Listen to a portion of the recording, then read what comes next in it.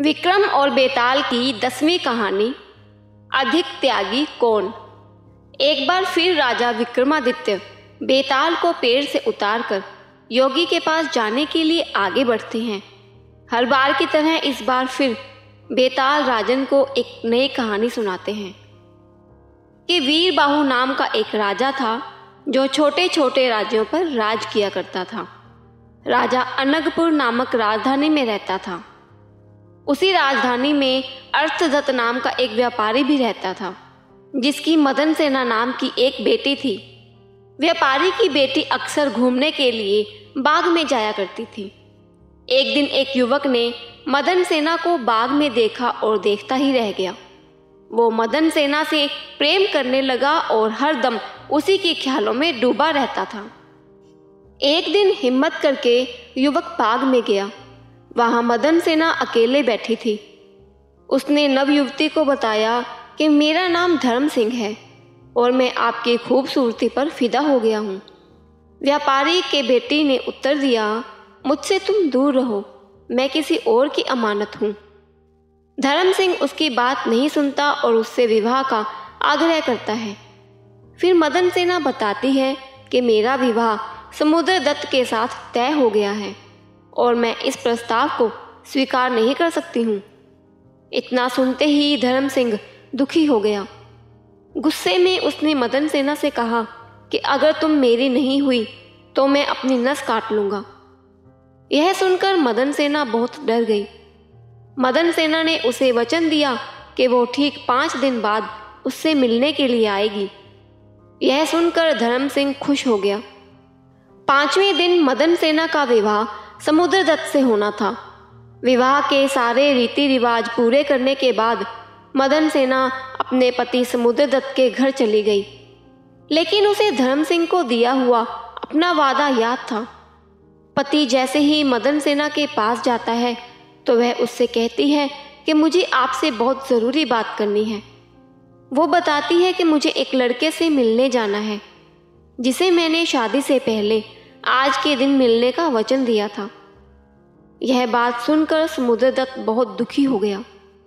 उसने सोचा कि ऐसी महिला पर तो धिक्कार है जो पहले दिन ही दूसरे आदमी के पास जाना चाहती है। इसे अगर मैं रोकूंगा तो भी यह चली ही जाएगी। ऐसा सोचकर समुद्रदत्त ने उसे जाने की इजाज़त दे दी। पति से जाने की आज्ञा मिलने के बाद मदन सेना तेजी से उस लड़के के घर की ओर जाने लगी। दुल्हन के कपड़ों में जाती महिला को देखकर एक चोर ने उसे रोक दिया। उसका पल्ला पकड़कर चोर बोला, कहाँ चली? मदन सेना डर गई। उसने चोर को कहा, तुम मेरे गहने ले लो और मुझे जाने दो। चोर ने कहा, मुझे तेरे गहने नहीं बल्कि तू चाहिए।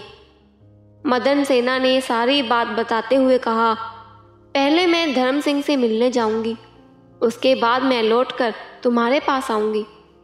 चोर ने पूछा, तुम शादी के पहले दिन ही अपने पति को छोड़कर जा रही हो? लड़की ने जवाब दिया कि वो अपने पति की इजाज़त लेकर जा रही है। यह सुनकर चोर ने कहा, जब तुम्हारा पति तुम्हें भेज सकता है तो जाओ, मैं भी तुम्हें जाने देता हूँ, पर वहाँ से लौटकर सीधे तुम मेरे पास आना। मदन सेना चोर को वचन देकर उस लड़के के पास जाने के लिए चलने लगी। उधर मदन सेना का पति और चोर दोनों उसका पीछा कर रहे थे। चलते चलते मदन सेना धर्म सिंह के घर पहुंच गई। उसने मदन सेना को शादी के जोड़े में देखकर पूछा, अरे तुम मुझसे विवाह करने के लिए शादी का जोड़ा पहनकर आई हो? मदन सेना ने उसे बताया कि उसकी शादी हो गई है। इतना सुनते ही लड़के ने कहा, तुम कैसे अपने पति से बचकर यहाँ आ गई? मदन सेना ने उसे सारी बात बता दी कि वो किस तरह अपने पति से इजाज़त लेकर आई है। यह सुनते ही धर्म सिंह ने कहा, तुम्हारे पति ने इतने विश्वास के साथ तुम्हें आने दिया है और अब तुम शादी करके किसी और की अमानत बन गई हो।